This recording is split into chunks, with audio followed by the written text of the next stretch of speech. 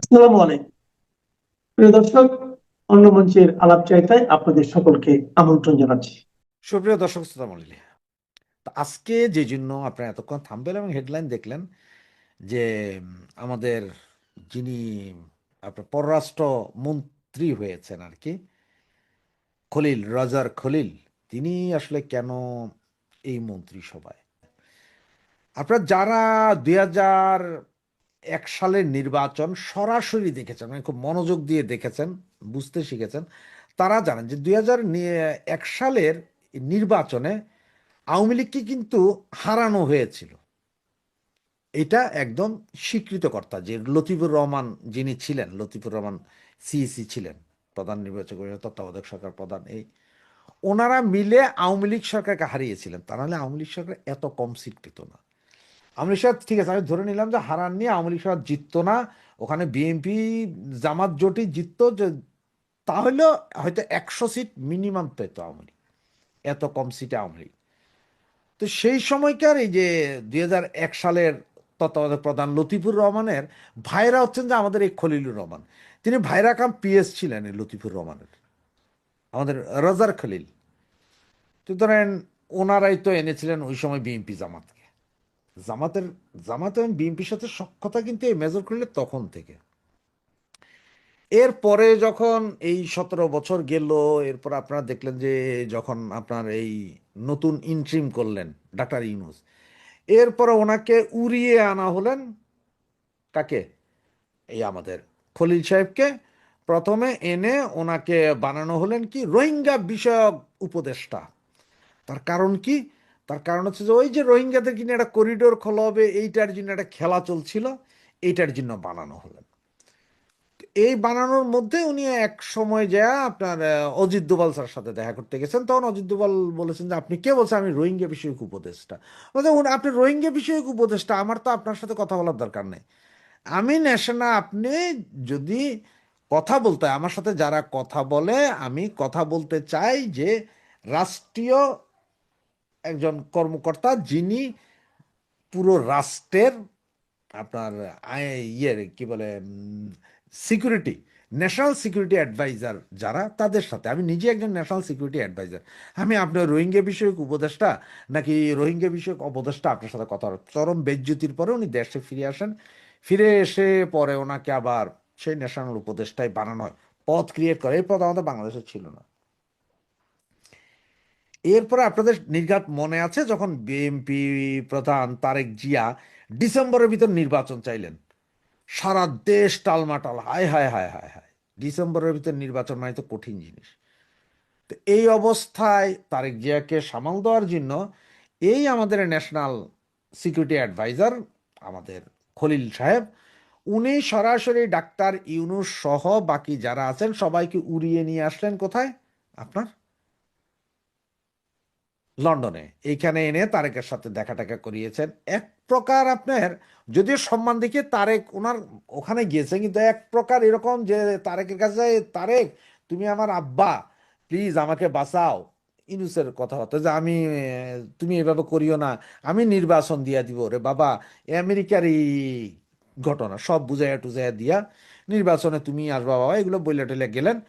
এরপর আপনি দেখেন যে এই যে যতগুলো দেশের অ্যাম্বাসেডার বাংলাদেশে নিযুক্ত, আমেরিকান, তার ব্রিটিশ, অমুক তমুক সব অ্যাম্বাসেডাররা কিন্তু আইসা সরাসরি এসে তারেকের সাথে দেখা করে যান। সেগুলো কিন্তু এই ইয়ের কাজ, কার, খলিলের কাজ, খলিলুর রহমানের কাজ। মানে পুরো পৃথিবীর যত কূটনীতিক আছে এদেরকে গোলায়া আইনা তারেকের সাথে বৈঠক করাচ্ছেন সব খলিল। তো এত কিছু যে লোকটা করছে, সেই লোকটার প্রতি তো কৃতজ্ঞতা তো থাকবে না। ও তো আর সীমারের বাচ্চা না, তারেক তো আর সীমার না বা পশুর সন্তান তো না, সুতরাং তার তো একটা সিম্পেথি বা এক্সপেক্টেন্স থাকবে। আর কেন জানি মনে হচ্ছে সেই এক্সপেক্টেন্স এবং সেই সিম্পেথির কারণে যে আপনি এত বছর পরে আমাকে ক্ষমতায় এনে দিয়েছেন, এর উপহার হিসাবে খলিলকে এটা দিতে পারে। এবং খলিলের সাথে যেহেতু ইন্টারন্যাশনালি 18 মাসে ব্যাপক একটা কানেকশন আছে, সেই জন্য আপনার উনি দিতে পারেন। এবং দ্বিতীয় হচ্ছে আমাদের পার্শ্ববর্তী রাষ্ট্র যেহেতু ভারত, এবং বিএনপির অনেক বড় বড় সিনিয়র টপমোস্ট নেতা আছেন, যেমন আপনার এই সালাউদ্দিন সাহেব আছেন, আমির খসরু আছেন, ওনারা যে হয়তো আপনার নরেন্দ্র মোদী থেকে শুরু করে অমুক তমুক সবার সাথে কথা বলতে পারবেন, ওনাদের এই ক্যাপাসিটি আছে, যে কোনো বড় বড় হাই পলিটিক্যাল ফিগারের সাথে কথা বলতে পারবেন। কিন্তু ওনারা কেউ ওই ক্যাপাসিটি নেই যে অজিত দোভালের সাথে কথা বলতে পারবেন। এখন আপনারা বলতে পারবেন ভাই অজিত দোভালের সাথে কেন নয়? কারণ অজিত দোভাল তো ভাই না, রাজনীতিবিদ না, উনি টেকনোক্রেট, উনি রাজনীতিবিদ না, উনি ন্যাশনাল সিকিউরিটি অ্যাডভাইজার। উনি একমাত্র ব্যক্তি যে উনি জিও পলিটিক্স, ন্যাশনাল সিকিউরিটি এগুলোর উপরে উনি স্পেশালিস্ট, এইটা নিয়ে উনি কাজ করেন। উনি সরাসরি নরেন্দ্র মোদীর কানে যাইয়া বলতে পারেন। উনি কোনো রাজনীতিবিদ না, উনি কোনো রাজনীতি ঘরানা থেকে আসেন নাই। এটা যদি কেউ মনে করেন যে উনি নরেন্দ্র মোদীর রাজনীতি করেন, না না না না, উনি একদম পুরোপুরি আলাদা। সুতরাং ওনার মতন একজন লোককে এই খলিল বুঝাইয়া শুনাইয়া নরেন্দ্র মোদীর সাথে ইউনূসের মিটিং করে ফেলছে। সুতরাং তারেক জিয়া হয়তো সেটাও চিন্তা করছে যে এই লোককে দিয়া হয়তো আমরা একটা কাজ করাইতে পারো, যেহেতু সীমান্তে এখন চরম সমস্যা ইন্ডিয়ার সাথে, তো পুরা যায় অবস্থা, এগুলো থেকে হয়তো ঘুরে আনতে পারবো। এইসব বিষয় চিন্তা করে হয়তো খলিলকে রেখেছেন। আর অনেকেই এখন বলছেন যে ভাই দেখেন এই এরা কখন নিষেধাজ্ঞা তুলবে আওয়ামী লীগের উপর থেকে, আওয়ামী লীগ রাজনীতি ফিরে। তো আমি বলবো কি জানেন, আওয়ামী লীগ নেতা কর্মী আপনার যারা আছেন তাদের যদি আপনাদের যদি সামান্যতম লজ্জাবোধ থাকে, তাহলে আপনাদের শক্তি প্রদর্শন করে নিষেধাজ্ঞা প্রত্যাহার নয় শুধু, আর নিষেধাজ্ঞা থাকার না থাকা আপনাদের রাস্তায় নামা উচিত। তার কারণ হচ্ছে যে তা না হলে অতীতেও শুনে এসেছি যে জিয়র রহমানই আওয়ামী লীগকে রাজনীতি করার সুযোগ দিয়েছেন। আর এবার যদি তারেক জিয়ার হাতে এটা যায়, তাহলে আজীবনের জন্য শুনতে থাকবেন। তার মানে আপনাদের রাস্তায় কিছু করার আর ক্ষমতা নাই। তো আওয়ামী লীগ এখন যদি ফিরে আসে, রাস্তার উপর ক্ষমতা দেখায়, ক্ষমতা দেখাইয়া যদি এই ওনাদের উপর থেকে যে অবৈধ যে এই নিষেধাজ্ঞা এগুলো বাতিল করাতে সরকারকে বাধ্য করতে পারে, সেটাই হচ্ছে সবচেয়ে মূল কাজ। আর সেটা না হইলে আগামী অদূর ভবিষ্যতে শুনবেন তারেক জিয়া মাত্র আসলো, 3-6 মাস যাক, কারণ এখন তো সারা বাংলাদেশে তারেক কেয়ামত, তারেক মাতাম, তারেক ঈদ উৎসব, তারেক শাড়ি, তারেক শার্ট, তারেক প্যান্ট, এইরকম, মানে সারা বাংলাদেশ তারেকময়। সরি টু সে, সারা বাংলাদেশ তারেকময়, এটা নর্মাল। আগামী 3 মাসে তারেকময় থাকবে। এরপরে আস্তে আস্তে বোঝা যাবে আসলে উনি কি করছেন না করছেন, তখন হয়তো সমালোচনা করা যাবে, সমালোচনার সময় থাকবে। তো এই বাংলাদেশের নতুন প্রধানমন্ত্রী তারেক রহমানকে অভিনন্দন জানিয়ে চিঠি দিয়েছেন যুক্তরাষ্ট্রের প্রেসিডেন্ট ডোনাল্ড ট্রাম্প। বিশ্বের সবচেয়ে ক্ষমতাধর প্রেসিডেন্টের কাছ থেকে অভিনন্দন বার্তা নিয়ে খুশি হওয়ার অনেক কিছু আছে, কিন্তু এই চিঠিতে উল্লেখ করা 3টি বিশেষ বার্তা এমন কিছু বিষয়কে নির্দেশ করছে যেগুলোর আলোকে অনেকে মনে করছেন এই চিঠিটি আসলে এক ধরনের কন্ডিশনাল গ্রিটিং বা শর্তযুক্ত শুভেচ্ছা। প্রথমত, চিঠিতে ট্রাম্প বাংলাদেশ ও যুক্তরাষ্ট্রের মধ্যে নিয়মিত প্রতিরক্ষা চুক্তিগুলো সম্পন্ন করার উপর বিশেষ গুরুত্ব আরোপ করেছেন। প্রশ্ন হলো, বাংলাদেশ আর যুক্তরাষ্ট্রের মধ্যে যে প্রতিরক্ষা চুক্তিগুলো এখন আছে সেগুলো মূলত কিছু প্রজেক্ট নির্ভর চুক্তি। গত 10 বছরের বেশি সময় ধরে যুক্তরাষ্ট্র চেষ্টা করে আসছে বাংলাদেশের সাথে আকসা এবং জিসুমিয়া এই 2 অস্ত্র চুক্তি করতে। শেখ হাসিনা আমলে বাইডেন প্রশাসন যেটিতে ব্যর্থ হয়েছিল, ট্রাম্প প্রশাসনকে এবার সেটিতে সফল হতে চাইছে। দ্বিতীয়ত, নির্বাচনের মাত্র 3 দিন আগে অন্তর্বর্তী সরকার তড়িঘড়ি করে যুক্তরাষ্ট্রের সাথে গোপন বাণিজ্য চুক্তি করে যে বোঝা তারেক রহমানের সরকারের উপর চাপিয়ে দিয়ে গেছে, ট্রাম্পের চিঠিতে সে চুক্তি অনুসরণের তাগিদ আছে। এদিক থেকে চিন্তা করলে ডোনাল্ড ট্রাম্পের চিঠিটি যুক্তরাষ্ট্রের জন্য একটি সফল বিজনেস ডিলের ফলো আপ, আর তারেক রহমানের সরকারের জন্য বিষয়টি দ্বিমুখী তলোয়ার। তৃতীয়ত, ইন্দো প্যাসিফিক অঞ্চলে ট্রাম্পের চিঠিতে যে মিত্র দেশগুলোর কথা বলা হয়েছে তার কেন্দ্রবিন্দুতে রয়েছে ভারত। এখানে চীনের প্রভাব রুখতে ওয়াশিংটনের যে সুদূর প্রসারী কৌশল, সে কৌশল থেকে বাংলাদেশের নতুন সরকার কিভাবে বেরিয়ে আসবে। বাংলাদেশের নতুন প্রধানমন্ত্রী তারেক রহমানকে অভিনন্দন জানিয়ে চিঠি পাঠিয়েছেন যুক্তরাষ্ট্রের প্রেসিডেন্ট ডোনাল্ড ট্রাম্প। চিঠিতে যুক্তরাষ্ট্রের সঙ্গে হওয়া বাণিজ্য চুক্তি বাস্তবায়ন এবং প্রতিরক্ষা চুক্তি করার আহ্বান জানিয়েছেন তিনি। ওয়াশিংটনের স্থানীয় সময় বুধবার 18 ফেব্রুয়ারি হোয়াইট হাউস এই চিঠি পাঠায়। বাংলাদেশের পররাষ্ট্র মন্ত্রণালয় বৃহস্পতিবার ট্রাম্পের ওই চিঠি তাদের এক্স হ্যান্ডেলে প্রকাশ করেছে। দর্শক, ডোনাল্ড ট্রাম্পের অভিনন্দন বার্তায় যে ভাষা ব্যবহার করা হয়েছে তা বেশ ইঙ্গিতবহ। ট্রাম্প যখন একটি বিজয়কে ঐতিহাসিক বলেন এবং সেই সাথে সুনির্দিষ্ট প্রতিরক্ষা চুক্তির কথা স্মরণ করিয়ে দেন, তখন বুঝতে হবে ওয়াশিংটন এই মুহূর্তে ঢাকাকে তাদের আমেরিকা ফার্স্ট নীতির অংশ হিসেবে দেখতে অত্যন্ত আগ্রহী। এই চিঠিটি এমন এক সময় এসেছে যখন বাংলাদেশ একটি দীর্ঘকালীন রাজনৈতিক অস্থিতিশীলতা কাটিয়ে নতুন করে পথ চলা শুরু করেছে। ট্রাম্পের এই বার্তায় মূলত তিনটি প্রধান দিক ফুটে উঠেছে। প্রথমত, নতুন সরকারকে সমর্থন জানানো। দ্বিতীয়ত, বকেয়া প্রতিরক্ষা চুক্তিগুলো স্বাক্ষরের মাধ্যমে সামরিক সম্পর্কের গুণগত পরিবর্তন আনা। এবং তৃতীয়ত, বিগত অন্তর্বর্তীকালীন সরকারের করা বাণিজ্য চুক্তিটি বাস্তবায়নে বর্তমান সরকারকে বাধ্য রাখা। অনেকে মনে করছেন এই চিঠিটি এক ধরনের কন্ডিশনাল গ্রিটিং বা শর্তযুক্ত শুভেচ্ছা, অর্থাৎ যুক্তরাষ্ট্র তার অত্যাধুনিক প্রযুক্তি এবং সামরিক সরঞ্জাম সরবরাহের যে প্রতিশ্রুতি দিচ্ছে তার বিনিময়ে বাংলাদেশের পররাষ্ট্রনীতিতে একটি আমূল পরিবর্তন প্রত্যাশা করছে।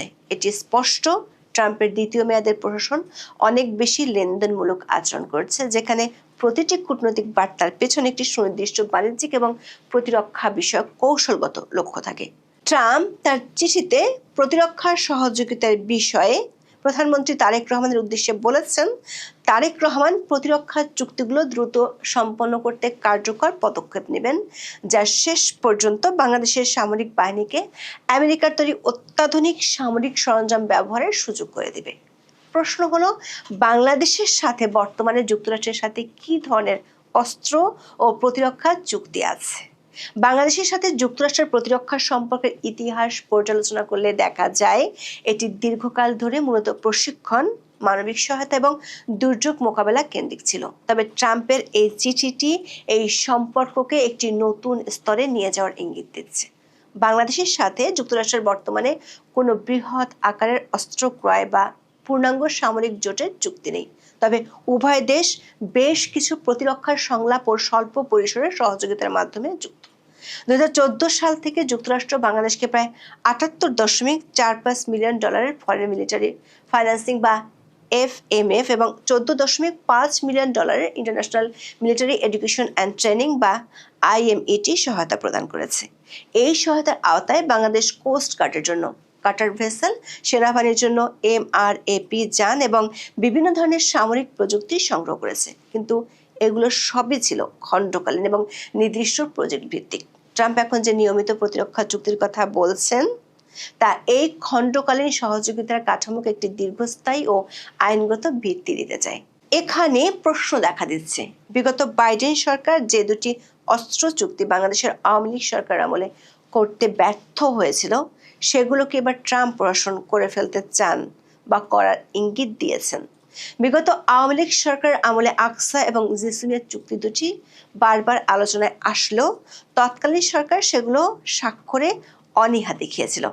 আকসা বা acquisition and cross servicing agreement এবং জিসুমিয়া বা general security of military information agreement মূলত লজিস্টিক্স সাপোর্ট এবং তথ্য আদান প্রদান সংক্রান্ত দুটি চুক্তি, যা মার্কিন সামরিক হার্ডওয়্যার হস্তান্তরের পূর্ব শর্ত হিসেবে কাজ করে। আকসা চুক্তির মাধ্যমে দুই দেশের সামরিক বাহিনী একে অপরের লজিস্টিক সুবিধা যেমন জ্বালানি, খাবার, মেরামত সরঞ্জাম এবং বন্দর সুবিধা ব্যবহার করতে পারে। এটি মূলত মার্কিন নৌবাহিনীকে বঙ্গোপসাগরে আরও সহজে বিচরণ করার সুযোগ করে দেবে। দক্ষিণ এশিয়ার দেশগুলোর মধ্যে 2002 সালে শ্রীলঙ্কার সঙ্গে চুক্তিটি সই করেছে যুক্তরাষ্ট্র। অন্যদিকে জিসুমিয়া হলো একটি অত্যন্ত সংবেদনশীল চুক্তি যা গোপন সামরিক তথ্য এবং গোয়েন্দা তথ্যের সুরক্ষা নিশ্চিত করে।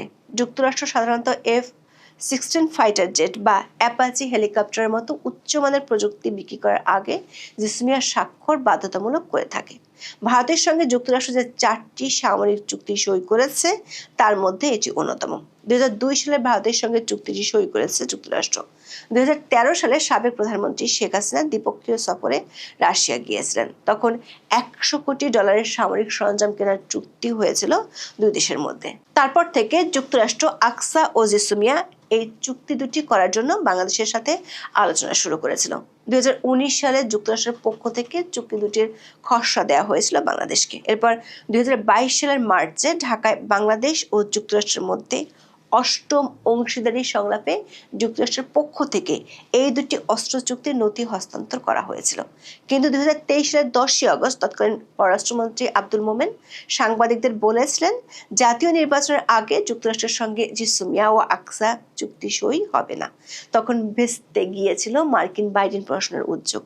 এরপর অধ্যাপক ইউনূসের আমলে যুক্তরাষ্ট্র সহ অনেকের সাথে অনেক গোপন চুক্তি হলেও এই চুক্তি দুটির কথা শোনা যায়নি। প্রশ্ন হলো, যুক্তরাষ্ট্র কেন এখন এই চুক্তিগুলো করতে মরিয়া? এর কারণ মূলত ভূ রাজনৈতিক। 2025 সালে মার্কিন জাতীয় নিরাপত্তা কৌশলে স্পষ্ট করা হয়েছে, ইন্দো প্যাসিফিক অঞ্চলে চীনের প্রভাব সংকুচিত করা ওয়াশিংটনের শীর্ষ অগ্রাধিকার। বাংলাদেশ যেহেতু ভারত মহাসাগরীয় অঞ্চলের এক কৌশলগত কেন্দ্রে অবস্থিত, তাই বাংলাদেশকে একটি সক্ষম সামরিক শক্তিতে রূপান্তর করে তাকে মার্কিন কমান্ড স্ট্রাকচার লজিস্টিক্সের সাথে যুক্ত করা ওয়াশিংটনের জন্য অত্যন্ত জরুরি। ট্রাম্পের চিঠিতে অত্যাধুনিক বিশ্বের সেরা সামরিক সরঞ্জাম ব্যবহারের যে সুযোগের কথা বলা হয়েছে, তা আসলে এই দুটি চুক্তি স্বাক্ষরের বিনিময়ে একটি টোপ হিসেবে ব্যবহার করা হতে পারে। দর্শক, ট্রাম্প তার চিঠিতে লিখেছেন, পারস্পরিক বাণিজ্য চুক্তি বাস্তবায়নের মাধ্যমে বাণিজ্যিক সম্পর্কের দারুণ গতি ধরে রাখতে তারেক রহমান ডোনাল্ড ট্রাম্পকে সাহায্য করবেন। নির্বাচনের ঠিক 3 দিন আগে 9 ফেব্রুয়ারি ডক্টর মোহাম্মদ ইউনূসের নেতৃত্বাধীন অন্তর্বর্তীকালীন সরকার যুক্তরাষ্ট্রের সাথে একটি দীর্ঘমেয়াদী বাণিজ্য চুক্তি বা agreement on reciprocal trade art স্বাক্ষর করে। চুক্তির গোপনীয়তা এবং তড়িঘড়ি করে স্বাক্ষরের বিষয়টি এরই মধ্যে আলোচনার জন্ম দিয়েছে।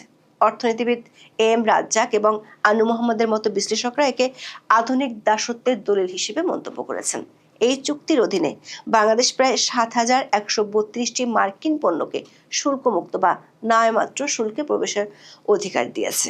এর বিপরীতে যুক্তরাষ্ট্র বাংলাদেশের তৈরি পোশাকের উপর শুল্ক 20% থেকে কমিয়ে মাত্র 19% করেছে। এই 1% শুল্ক ছাড়ের বিনিময়ে বাংলাদেশকে যে বিশাল বাজার মার্কিন কৃষিপণ্য, এলএনজি এবং বিমানের জন্য উন্মুক্ত করতে হয়েছে, তাকে অসম বাণিজ্য হিসেবে দেখা হচ্ছে। এই চুক্তির সবচেয়ে উদ্বেগের দিক হলো জ্বালানি ও বিমান ক্রয়ের বাধ্যবাধকতা। বিশেষজ্ঞদের মতে, বাংলাদেশের এই মুহূর্তে এত বিপুল পরিমাণ অর্থ দিয়ে বোয়িং বিমান কেনার সক্ষমতা নেই। ফলে ক্রয়গুলো সম্পন্ন করতে বাংলাদেশকে IMF বা অন্যান্য সংস্থা থেকে চড়া সুদে ঋণ নিতে হবে, যা দেশের ঋণ সংকটকে আরো বাড়িয়ে দেবে। অন্যদিকে এলএনজি গ্রুপের ক্ষেত্রে অ্যাক্সিলারেট এনার্জির সাথে যে চুক্তি হয়েছে, তার দাম বাজার মূল্যের চেয়ে অনেক বেশি বলে অভিযোগ উঠেছে। বিশ্লেষকরা মনে করেন, বাণিজ্য চুক্তির বাস্তবায়ন হলো একটি দ্বিমুখী তলোয়ার। চুক্তির সমর্থকেরা বলেছেন, 19% শুল্ক হারের ফলে বাংলাদেশ ভারতের 18% সাথে প্রতিযোগিতা করতে পারবে। কিন্তু সমালোচকরা বলছেন, মার্কিন তুলা আমদানির যে শর্ত দেওয়া হয়েছে, তা পোশাক খাতের উৎপাদন খরচ এতটাই বাড়িয়ে দেবে যে এই 1% শুল্ক ছাড় কোনো কাজে আসবে না। এছাড়া ডিজিটাল বাণিজ্য সংক্রান্ত যে বিধিনিষেধ চুক্তিতে আরোপ করা হয়েছে, তার ফলে বাংলাদেশ ভবিষ্যতে চীনের কোনো ডিজিটাল প্রযুক্তি বা ডাটাবেস ব্যবস্থা গ্রহণে বাধার সম্মুখীন হতে পারে। এটি বাংলাদেশের নিজস্ব সাইবার নিরাপত্তা এবং প্রযুক্তিগত স্বায়ত্তশাসনের উপর একটি বড় আঘাত হতে পারে। সুতরাং চুক্তিটি মেনে চলা বাংলাদেশের জন্য লাভজনক হওয়ার চেয়ে বেশি এটি বেঁচে থাকার বাধ্যবাধকতা হয়ে দাঁড়িয়েছে। আবার যুক্তরাষ্ট্র তার 2025 সালের ন্যাশনাল সিকিউরিটি স্ট্র্যাটেজিতে স্পষ্টভাবে বাংলাদেশকে চীনের ট্রেড ডেফিসিট ডিসপ্যারিটি থেকে সরিয়ে আনার কথা বলেছে। ওয়াশিংটন আসলে বাংলাদেশকে চীনের সরবরাহ ব্যবস্থা বা সাপ্লাই চেইন থেকে বিচ্ছিন্ন করে নিজেদের বলয়ে নিয়ে আসতে চাইছে। একে বলা হচ্ছে স্ট্রাকচারাল এক্সক্লুশন। বাণিজ্য চুক্তির একটি অন্যতম শর্ত হলো, বাংলাদেশ যদি যুক্তরাষ্ট্রের শুল্কমুক্ত পোশাক রপ্তানি করতে চায়, তবে সেই পোশাকে ব্যবহৃত কাঁচামাল, সুতা ও তুলা অবশ্যই যুক্তরাষ্ট্র থেকে আমদানি করতে হবে। বর্তমানে বাংলাদেশের পোশাক শিল্পের 80% কাঁচামাল চীন থেকে আসে।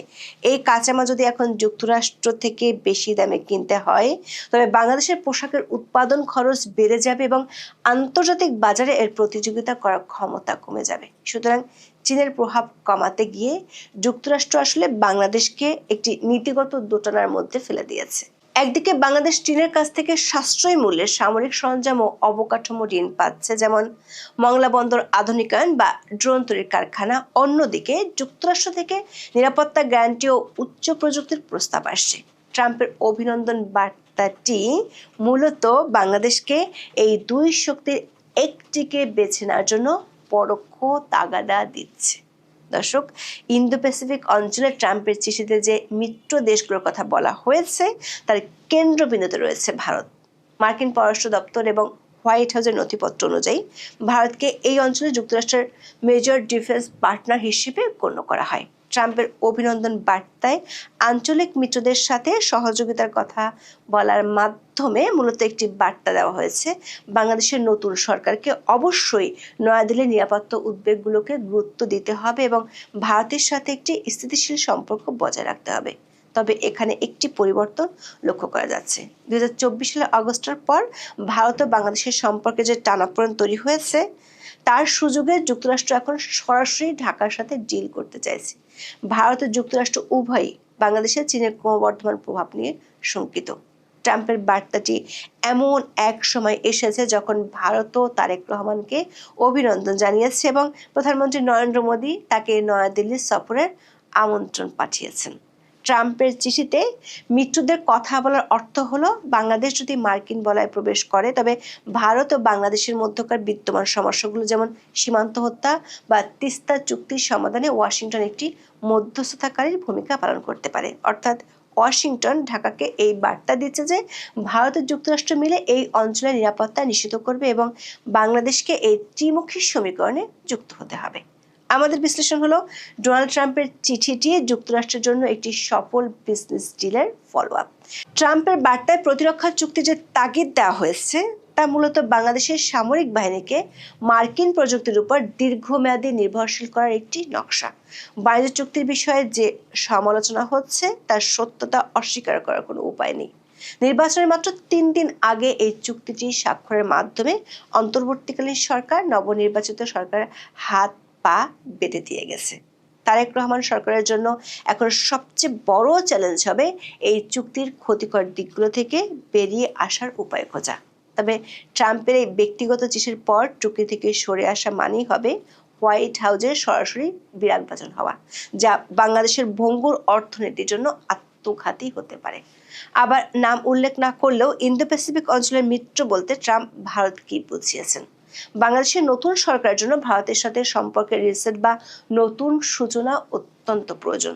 দেখা যাচ্ছে তারেক রহমানের প্রতি ট্রাম্পের এই অভিনন্দন বার্তাটি আসলে বাংলাদেশের জন্য একটি অগ্নি পরীক্ষা। ফোর্সেস কোল 2030 অনুযায়ী বাংলাদেশের সামরিক আধুনিকায়নের জন্য মার্কিন সরঞ্জাম অবশ্যই দরকার, কিন্তু তার বিনিময়ে বাংলাদেশ কি পররাষ্ট্রনীতির স্বার্থশাসন এবং চীনের সাথে অর্থনৈতিক ভারসাম্য হারিয়ে ফেলবে? এই প্রশ্নের উত্তরের উপরেই নির্ভর করছে আগামী 5 বছরের বাংলাদেশ যুক্তরাষ্ট্র সম্পর্কের ভবিষ্যৎ। বঙ্গবন্ধুর হত্যাকাণ্ডের পর বাকশাল থেকে নতুন বাংলাদেশ আবার জেগে ওঠে শহীদ রাষ্ট্রপতি জিয়াউর রহমানের নেতৃত্বে। আপনি সেই শাসনকে সমালোচনা করতে পারেন, এমনকি বাকশাল আমলকেও সমালোচনা অনেকেই করেন, কিন্তু বাস্তবতা হচ্ছে অল ইনক্লুসিভ নির্বাচন না হলে বাংলাদেশের এক অংশের মানুষ ক্ষুব্ধ থাকে। এই ক্ষুব্ধ জনতাকে বৃদ্ধাঙ্গুলি দেখিয়ে রাজনীতি করে দেশে শান্তি আনা যায় না। তাই শহীদ রাষ্ট্রপতি জিয়াউর রহমান বহুদলীয় গণতন্ত্র প্রতিষ্ঠা করেছিলেন এবং প্রতিষ্ঠা করতে বাধ্য হয়েছিলেন, কারণ প্রত্যেকটি মেজর পলিটিক্যাল পার্টির নিজস্ব সমর্থক থাকে। রাজনৈতিক দলটির নেতৃত্বে সমস্যা দেখা দিলে বা দলটি কোনো ভুল করলে দলের নেতৃত্বে, শীর্ষ নেতৃত্বে বা আশেপাশের নেতৃত্বে, শীর্ষ নেতৃত্বের পুরো দলকে বা দলের যে আইডিওলজি সেটাকে আপনি বৃদ্ধাঙ্গুলি দেখিয়ে এগুতে পারবেন না, গণতন্ত্র প্রতিষ্ঠিত হবে না। আওয়ামী লীগ সরকারের পতন হয়েছিল। আওয়ামী লীগ সরকারের তৎকালীন যারা শীর্ষ নেতৃত্বে ছিল তারা অনেক ভুল করেছিল, সেটা সজীব ওয়াজেদ জয়ের কথাতেও বেরিয়ে এসছে যে এই আন্দোলন, যে আন্দোলনের ফলে শেখ হাসিনা সরকারের পতন হয়েছিল, সে আন্দোলনটি মিসহ্যান্ডেলড হয়েছিল, তাই সরকারের পতন হয়েছে। এবং আমরা আইটিভিতে যা বললাম, সজীব ওয়াজেদ জয়ের সাক্ষাৎকারেও সজীব ওয়াজেদ জয় খুব সাহসিকতার সাথে সেটা স্বীকার করেছেন। কিন্তু এর জন্য পুরো আওয়ামী লীগের আইডিওলজিকে, চিন্তা ভাবনাকে ফ্যাসিস্ট বলে প্রমাণ করা অন্যায়, অবৈধ, অগণতান্ত্রিক। বিশেষ করে যখন আওয়ামী লীগ দলটি বাংলাদেশকে প্রতিষ্ঠার পেছনে সবচাইতে বড় ভূমিকা পালন করেছে, বিশেষ করে যখন দলটি বাংলাদেশের অন্যতম প্রাচীন একটি দল, বিশেষ করে যখন এই দলটির কোটি কোটি সমর্থক আছে। আমরা রুমিন ফারহানার এই কয়েকটা দিন আগে সাক্ষাৎকারেও সেটা শুনেছি। তাই আমি সে অগাস্ট মাস থেকে বলে আসছি যে আমি জাতীয়তাবাদী চেতনায় বিশ্বাস করি, আমার রাজনৈতিক আদর্শ শহীদ রাষ্ট্রপতি জিয়াউর রহমান, আমি বঙ্গবন্ধুকে ভালোবাসি, ৭১-এ বিশ্বাস করি এবং অল ইনক্লুসিভ রাজনীতিতে বিশ্বাস করি। সবচাইতে আগে সেই সংগ্রাম আমি শুরু করেছি। আমি বলেছি সে যে দলেরই হোক, সেই দলের নেতৃত্বে কোনো সমস্যা থাকলে সুষ্ঠু বিচারে তার বিচার হোক, তাদের বিচার হোক, কিন্তু এর জন্য দলকে নিষিদ্ধ করা যায় না। এমনকি এই যে জামাতিরা যে রাজাকাররা, তাদের নেতৃত্বের বিচার হয়েছে, এর জন্য জামাতকেও নিষিদ্ধ করে দেওয়ার পক্ষে আমি ছিলাম না কখনো। আমি মনে করি সবাই রাজনীতি করুক, তাদের অতীত ভুল ত্রুটি ক্ষমা চেয়ে এগিয়ে যাক। বাংলাদেশে বর্তমানে বিএনপি নির্বাচনে সরকার গঠন করেছে, আমি সমর্থন দিয়েছি এবং বলেছি যে তারেক যেহেতু দলের প্রধান হিসেবে আছে এবং যেহেতু নির্বাচিত প্রধানমন্ত্রী হয়েছে, তাকে সমর্থন করা উচিত, সহায়তা করা উচিত এবং তার প্রতি অবশ্যই দৃষ্টি রাখা উচিত এবং কনস্ট্রাকটিভ সমালোচনা করা উচিত, কারণ দেশটিকে শান্ত করতে হবে। অথচ উত্তেজিত করে জনসমাজকে অরাজকতা কন্টিনিউ করলে দেশ ইররিভার্সিবলি ক্ষতিগ্রস্ত হবে। কিন্তু এটাও সত্য যে এই নির্বাচনে বিএনপিতে তো বটেই কিছু মানুষ নির্বাচিত হয়েছেন যারা ঋণখেলাপি এবং যাদের ব্যক্তিগত ক্যারেক্টার এবং গুন্ডাগিরি প্রমাণিত। সেটা অনেক দুঃখজনক। সেখানে নির্বাচনে এই লোকগুলোকে সিলেক্ট করা বিএনপির নেতা হিসাবে, এমপি হিসাবে ঠিক হয়নি। কিন্তু এর অর্থ এই নয় যে বিএনপিতে গ্রেট মানুষরা নেই, ভালো মানুষরা আছেন, অনেকে নির্বাচিত হয়েছেন। কিন্তু আমরা দেখছি যে জুলাই সনদ ইত্যাদি নিয়ে একটি তোড়জোড় শুরু হয়েছে। সেখানে কিছু বিষয় আছে যেটা আমি একমত, যেমন প্রধানমন্ত্রী দুবারের বেশি না হওয়া একজন, এবং এরকম আরো কিছু বিষয় আছে যেগুলোতে আমি একমত, আবার কোনো কিছু বিষয় যেতে আমি একমত না। বর্তমান যে পার্লামেন্ট, এই পার্লামেন্টে বিএনপি 2/3 বেশি তাদের মেজরিটি আছে এবং সেখানে বিএনপি চাইলে যা কিছু তা করতে পারে অলমোস্ট। কিন্তু এটাও সত্য, বিপ্লবী সরকার ইউনিট সরকার গঠন করেনি। যেহেতু বিপ্লবী সরকার গঠন করেনি, যখন বারবার বলেছেন বিপ্লবী সরকার গঠন করে সংবিধানকে তখন বাইপাস করা যেত, কিন্তু তা করেনি।